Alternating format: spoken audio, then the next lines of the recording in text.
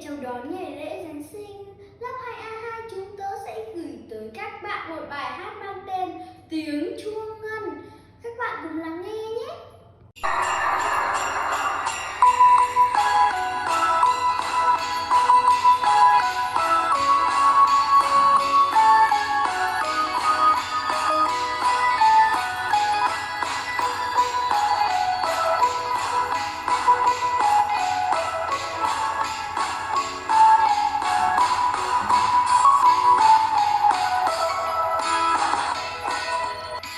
Đêm Noel, đêm Noel, ta hãy cùng vui lên.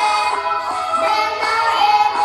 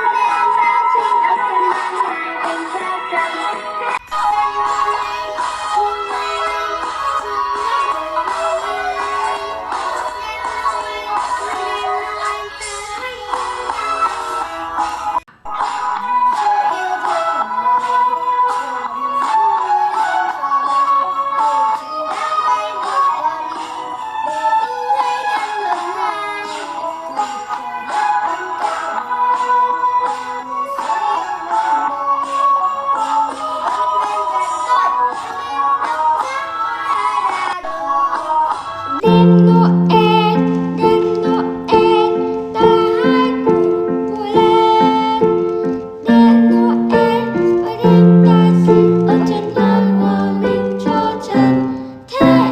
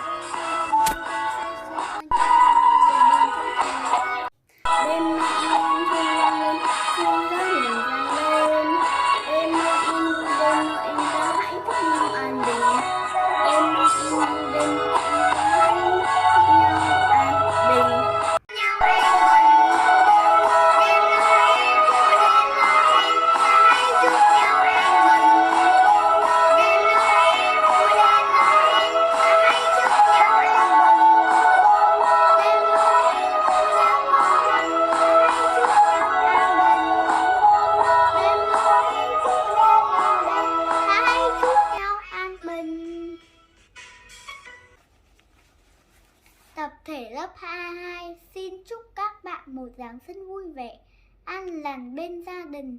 Merry Christmas!